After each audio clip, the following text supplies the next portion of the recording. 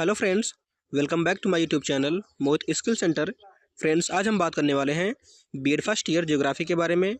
Friends, अगर आप BEd geography से कर रहे हैं तो ये वीडियो आपके लिए काफ़ी इंपॉर्टेंट होने वाला है। और इस वीडियो में हम कुल 5 प्रश्नों को डिस्कस करेंगे जो कि अतिलघुत्री प्रश्न हैं, जो कि आपके आने वाले एग्जाम में काफ़ी हेल्पफुल रहेंगे। तो वीडियो को ज़रूर देखें। और आज का टॉपिक हमारा क्या है? भूगोल शिक्षण की पद्धतियाँ।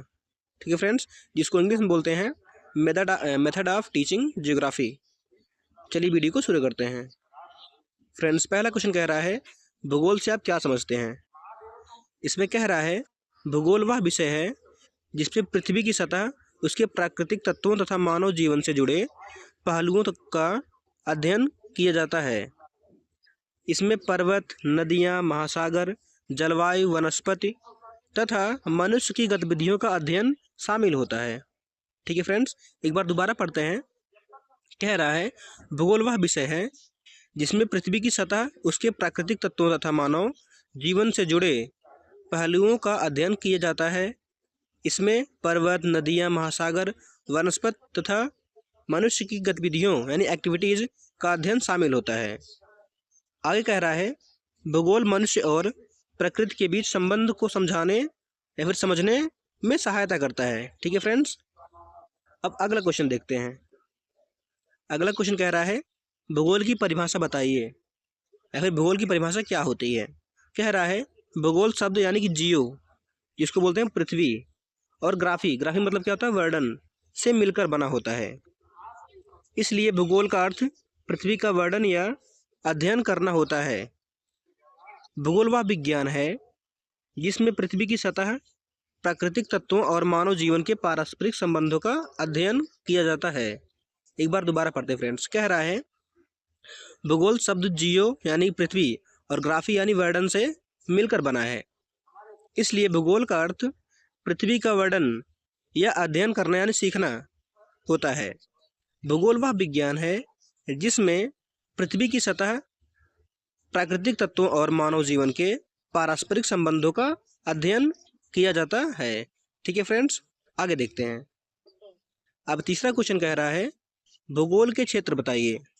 इसमें कह रहा है भूगोल के मुख्य 3 क्षेत्र होते हैं। कौन कौन से? प्राकृतिक भूगोल, दूसरा मानव भूगोल, तीसरा प्रादेशिक भूगोल।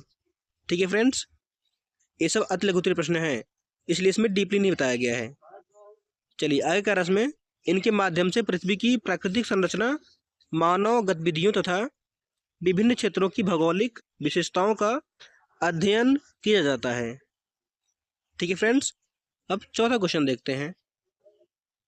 अब चौथा क्वेश्चन कह रहा है प्राकृतिक भूगोल के बारे में बताइए। प्राकृतिक भूगोल की वह शाखा है जिसमें पृथ्वी के प्राकृतिक तत्वों का अध्ययन करते हैं। इसमें पर्वत, पठार, मैदान, नदियाँ, महासागर, जलवायु, मिट्टी और वनस्पति आदि शामिल होते हैं। यह हमें पृथ्वी की प्राकृतिक संरचना और प्रक्रियाओं को समझने में मदद करता है। एक बार दोबारा पढ़ते हैं। कह रहा है प्राकृतिक भूगोल की वह शाखा है जिसमें पृथ्वी के प्राकृतिक तत्वों का अध्ययन करता है। इसमें पर्वत, पठार, मैदान, नदियाँ, महासागर, जलवायु, मिट्टी और वनस्पति शामिल होते हैं। यह हमें पृथ्वी की प्राकृतिक संरचना और प्रक्रियाओं को समझने में मदद करता है। ठीक है फ्रेंड्स, अब लास्ट क्वेश्चन देखते हैं। अंतिम क्वेश्चन कह रहा है मानवीय भूगोल क्या होता है, या फिर मानवीय भूगोल किसे कहते हैं। इसमें कह रहा है मानवीय भूगोल की वह शाखा है जिसमें मानव की गतिविधियाँ, जनसंख्या, बस्तियों, संस्कृति, उद्योग और आर्थिक कार्यों का अध्ययन किया जाता है। इसमें यह समझा जाता है कि मनुष्य और पर्यावरण के बीच किस प्रकार संबंध बनता है। ठीक है फ्रेंड्स,